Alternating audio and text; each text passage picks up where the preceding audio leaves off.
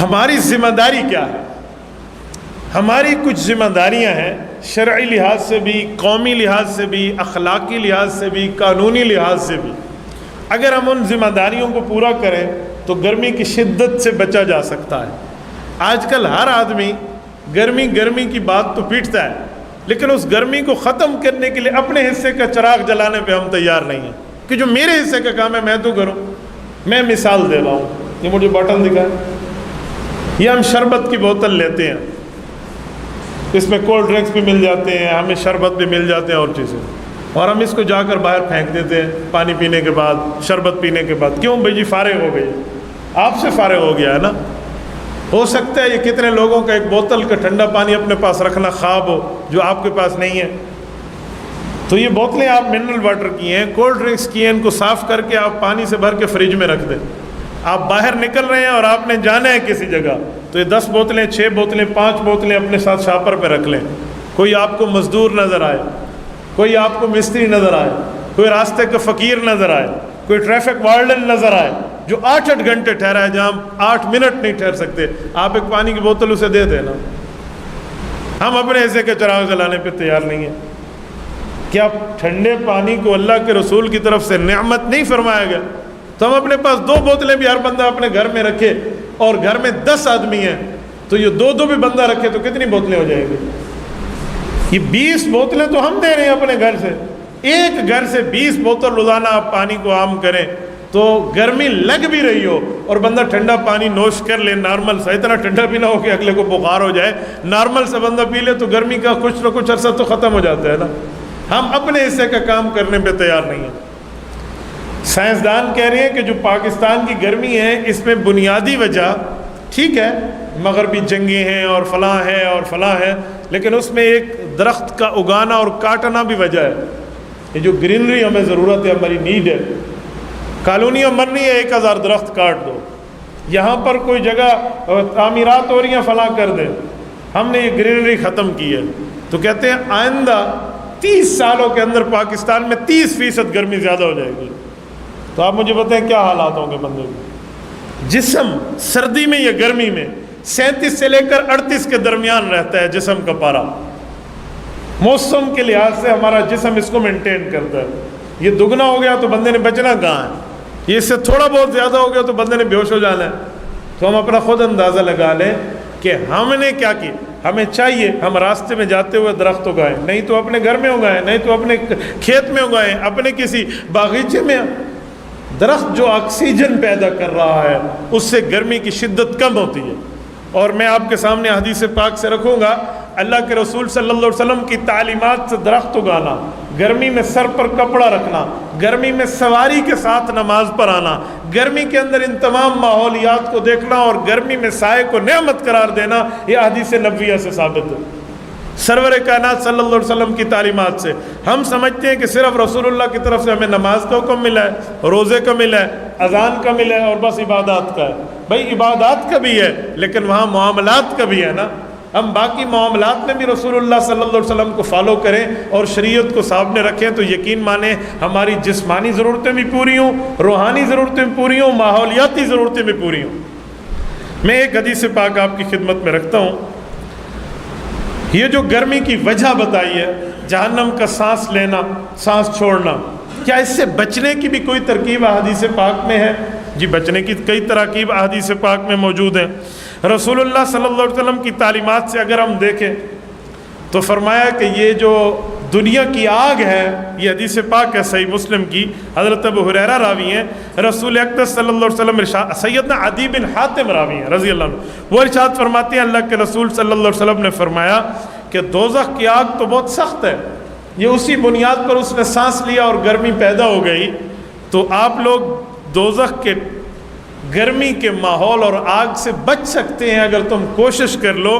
وہ کوشش یہ ہے کہ تمہارے پاس اگر ایک کھجور کا دانہ ہے تو اس کے ذریعے بھی بچ سکتے ہیں، مراد ہے اس کو کسی بھائی پر صدقہ کر دیں، اور اگر وہ بھی نہیں ہے تو تمہارے پاس اچھے بول تو ہے نا، دوسرے کو اچھے انداز میں سمجھا تو سکتے ہیں، فرمایا اس حساب سے بھی آپ گرمی سے بچ سکتے ہیں۔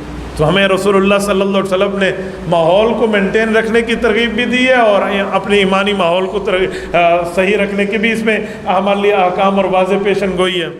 تبارك الذي نزل الفرقان على عبده ليكون للعالمين نذيرا۔ جب کوئی بندہ کسی کو سلام کرتا ہے، ہم ایک دوسرے کو سلام کرتے ہیں، السلام علیکم کہتے ہیں نا، یہ سلام کہاں سے آیا ہے؟ سلام دعا ہے، غیبانہ بھی ہے اور بالمشافہ بھی ہے۔ یہ سلام شروع کہاں سے ہوا؟ نبی علیہ الصلوۃ والسلام معراج پر گئے تو رب ذوالجلال نے کہ سامنے رب نے گفتگو کا آغاز نہیں کیا، آقا علیہ السلام نے کیا۔ سلام تو اللہ کو کیا نہیں جا سکتا تھا، اللہ تو خود سلام ہے۔ نبی علیہ السلام نے فرمایا التحیات للہ والصلوات والطیبات، تحیات و طیبات اللہ کی بارگاہ میں پیش کیے تو رب ذوالجلال نے اس کے بدلے میں اپنے محبوب کے ساتھ جو کلام کا آغاز فرمایا السلام علیکہ ایھا النبی ورحمۃ اللہ وبرکاتہ۔ نبی علیہ السلام سمجھ گئے کہ میرے رب نے سلام میری ذات تک رکھ دیا۔ آپ نے آگے عرضی ڈال کے التجا کو بڑھا دیا السلام علینا وعلی، جو سلام کی آپ نے میرے اوپر بھیجی ہے، علینا جبرائیل، میکائیل، اسرافیل، عزرائیل، آدم، سارے انبیاء، علینا وعلی عباد اللہ الصالحین، قیامت تک آنے والوں، وہاں سے سلام کا نبی علیہ الصلوۃ والسلام مدینہ منورہ میں قباء میں بیٹھے ہیں، مہاجرین و انصار کو جمع کیا۔ آپ نے فرمایا، حضرت عبداللہ ابن سلام رضی اللہ عنہ اس کے راوی ہیں، فرمایا افشو السلام، سلام کو عام کرو۔ آج یہ حال ہے کہ میں صرف اس کو سلام کرتا ہوں جس کو میں جانتا ہوں، جو چہرہ آشنا ہے، اور جو نہیں ہے چپ کر کے نیچے منہ کر کے گزر جاتے ہیں، سلام نہیں کرتے، حالانکہ پتہ ہے کہ یہ بھی مسلمان ہے، گزرنے والا چہرہ بتاتا ہے، شکل بتاتی، لباس بتاتی کہ یہ مسلمان، لیکن سلام نہیں کرتے۔ جبکہ آقا علیہ السلام کا حکم تھا افشو السلام، سلام کو عام کرو۔ پھر میں اگر کسی انجان کو سلام کر دوں تو وہ مجھے مڑ کے کیوں دیکھے کہ میں تو اس کو نہیں جانتا، اس نے مجھے سلام پتہ نہیں کیوں کیا۔ یہ حرکتیں ختم، افشو السلام، سلام کو عام کرو۔ نبی علیہ السلام کا حکم، صحابہ نبی علیہ السلام کے غلام، کوئی کام نہیں ہوتا، صبح اٹھتے السلام علیکم، السلام، ایک دوسرے کو سلام کر، سلام سے محبت بڑھتی ہے، دعا ہے، سلام سے قربتیں، سلام سے نعمتیں ملتی ہیں، اللہ راضی ہوتے، اللہ کے حبیب بھی راضی ہوتے۔ اطعموا الطعام، کھانے کو عام کرو۔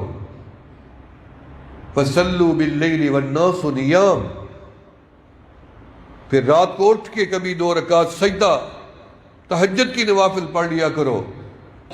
فصلوا باللیل والناس نیام، جب دنیا سو رہی ہو تم اللہ کی بارگاہ میں کھڑے ہو، ملے گا کیا؟ تدخل الجنت بالسلام، پھر تمہیں اللہ سیدھا سلامتی کے ساتھ جنت میں داخل فرمائے۔ حجۃ الوداع میں نبی علیہ السلام نے خطبہ دیا تو آپ نے فرمایا کہ میں ایک امانت تمہارے سپرد کرتا ہوں، تم یہ امانت آگے پہنچا دینا۔ یا رسول اللہ، وہ کون سی امانت جو آپ ہمیں عطا فرما رہے؟ فرمایا میرا سلام لے جائیں، تم لوگ جو سن رہے ہو، دیکھ رہے ہو، میرا سلام لے جاؤ اور ان تک پہنچا دینا جنہوں نے مجھے نہیں دیکھا، یعنی تابعین، پھر ان کو یہ بتا دینا کہ وہ آگے پہنچا دیں گے، وہ آگے پہنچا دیں گے۔ یہ میری امانت قیامت تک چلتی رہے۔ جب میں آپ کو سلام کرتا ہوں، یہ وہ امانت ہے رسول اللہ صلی اللہ علیہ وسلم کی جو میں نے آپ کے حوالے کر دی ہے۔ جب آپ مجھے کرتے ہیں تو آپ نے امانت میرے حوالے کر دی، میں نے آپ کو کر دی۔ یہ تو وہ سلام ہے مدینے والے۔ سلام بھی دعا ہے، سلام کے ساتھ ہی ہماری عبادت مکمل ہوتی ہے۔ نماز السلام علیکم ورحمۃ اللہ کہتے ہو نا، پھر نماز مکمل ہوتی۔ بلکہ ہمیں سلام کا تو حکم یہاں بھی ملا ہے کہ جب قبرستان کے قریب گزرو تو قبر والوں کو بھی سلام کرو، السلام علیکم یا اہل القبور۔ بلکہ ہم قبر رسول صلی اللہ علیہ وسلم پر بھی جا کے سلام ہی کرتے ہیں نا، روضہ پہ جا کے کیا کہتے ہیں؟ السلام علیکہ یا رسول اللہ، السلام علیکہ یا حبیب اللہ، السلام علیکہ یا نبی اللہ، السلام علیکہ یا امام الانبیاء، السلام علیکہ یا خاتم الانبیاء والمرسلین، امام الانبیاء والمرسلین۔ اللہ دوبارہ نصیب کرے، آمین کہنے۔ پھر ساتھ ایک قدم اٹھاتے، السلام علیکہ یا خلیفۃ رسول اللہ، السلام علیکہ یا ثانی اثنین ذما فی الغار، السلام علیکہ یا سیدنا ابا بکر صدیق رضی اللہ تعالی، جزاکم اللہ احسن الجزا۔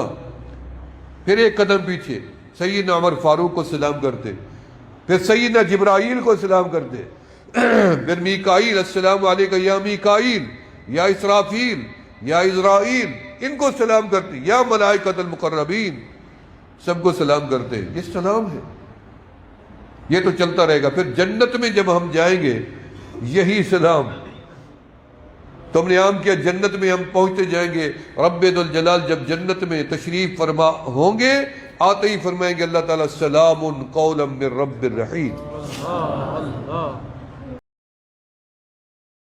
قیامت کے دن بندہ اللہ کو فارغ وقت کا حساب نہیں دے سکے گا۔ اللہ فرمائیں کہ جب میں نے تجھے فارغ کر دیا تھا پھر تو کھیل کود میں کیوں چلا گیا، سیر و سیاحت میں کیوں چلا گیا؟ کیا میرے گھر سے آواز نہیں آتی تھی اللہ اکبر اللہ اکبر اشہد ان لا الہ الا اللہ؟ کیا آواز نہیں آئی تھی؟ میرے بھائی آج ایک وعدہ کرو، رب کا قرآن ہے، وعدہ یہ کرو کہ آج کی رات آدھی رات کے بعد 4 بجے کے بعد اٹھ کے تہجد پڑھے۔ پڑھو گے نہیں پڑھو گے؟ ہاتھ کھڑا کر کے وعدہ، عورتیں بھی وعدہ کریں ایک تو زندگی کی رات میں، اور وہ ایسے بھاگنے والی نہ ہو، جلدی والی بھی نہ ہو، جلد بازی بھی نہ کریں، خشوع کے ساتھ، خضوع کے ساتھ، محبت کے ساتھ وضو کریں اور مصلی بچھائیں۔ قسم رب کی جب آپ نے رات کو سجدہ دے دیا نا، آپ کو سجدے کا مزہ آ گیا، آپ کو دنیا کے کھانے پینے بھول جائیں گے، لذتیں بھول جائیں گی، میل ملاپ بھول جائیں گے، سیر و تفریح بھول جائے گی، آپ کو بستر سونے نہیں دے گا، آپ کو ابھی رات کی عبادت کا لطف آیا نہیں ہے۔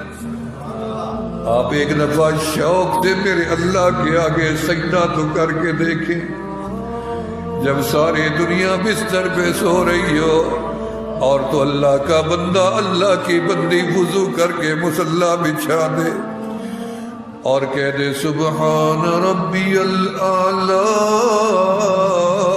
سبحان ربی الاعلی۔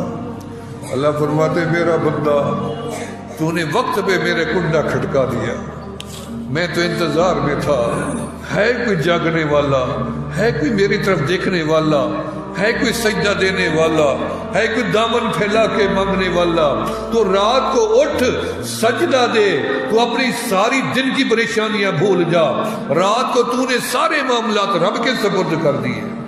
اللہ میں نے جو سجدہ دیا تھا، کل کی ساری پریشانیاں مجھے بچانا، حادثے سے مجھے بچانا، بری خبر سے مجھے بچانا، برے صدمے سے مجھے بچانا، غم کی خبر سے مجھے بچانا، بیماری سے مجھے بچانا، گھاٹے سے مجھے بچانا، دشمن کے خوف سے مجھے بچانا۔ یہ کرونا وائرس، اللہ اکبر اللہ اکبر اللہ اکبر کبیرہ، کوئی کرونا بڑی نہیں ہے، میرا رب بڑا، کوئی ایڈز بڑا نہیں ہے، میرا رب بڑا ہے۔ یقین کرو ہم ایک رب کے ماننے والے ہیں، ہمیں کوئی نہ ڈرائے کسی مہلک چیز سے، ہم نہیں ڈرتے، ہم ڈرنے والے ایک رب سے، اس نے جیسے لکھی ہے ویسے آ کے رہے گی۔ کبھی نہ ڈرو کہ یہ ہو جائے گا، وہ کچھ بھی نہیں ہوتا۔ جو لوگ بیمار ہوئے ہیں، کئی دنوں سے مسلسل میں سفر میں ہوں اور روزانہ رو کے دعا کرتا ہوں، اللہ یہ جتنی لوگ چائنا میں، ایران میں اور فلپین میں، انڈونیشیا میں اور پوری ادھر دنیا میں، آدھے دنیا کے اندر یہ وائرس پھیلا ہے، خوف و ہراس ہے۔ بھئی جب رب سے نہیں ڈریں گے تو اللہ تمہیں بیماریوں سے ڈرائے گا۔ رب سے ڈرو گے، بیماری سے کون ڈرتا ہے؟ جو تلواروں سے نہیں ڈرتے، جو رب سے ڈرتے ہیں وہ تلواروں سے نہیں ڈرتے، ڈرتے ہیں وہ اگر ڈرتے تو پھر تلوار کون اٹھاتا، میدان جنگ میں کون اترتا؟ بھئی جب رب سے ہی نہیں ڈرو گے تو پھر تم بیماریوں سے ڈرو گے، وائرس سے ڈرو گے، ان پریشانیوں سے ڈرو گے۔ ایک رب سے ڈرنا سیکھو، ہر چیز کا خوف دل سے نکل جائے گا۔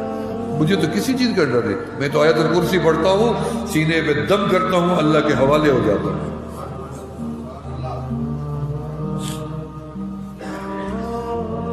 تو میرے دوستو، اللہ کے ساتھ تعلق جوڑو، اللہ کے محبوب کے ساتھ تعلق جوڑو، مدینے والے کے غلام بنو۔ بنو گے نہیں بنو گے؟ آپ نے وعدہ کیا رات کو اٹھنے کا، اللہ کرے گا جاگ ہو جائے گی۔ میرے والد صاحب رحمۃ اللہ علیہ فرماتے ہیں کہ میں 14 سال کا تھا کہ بخاری صاحب مسکین پور آئے، بات کر کے رات کو مسکین پور ٹھہرتے تھے، کہتے مسکین پور ٹھہرے تو مجھے بلایا، بچہ تہجد پڑھتا ہے؟ 14 سال کا بچہ۔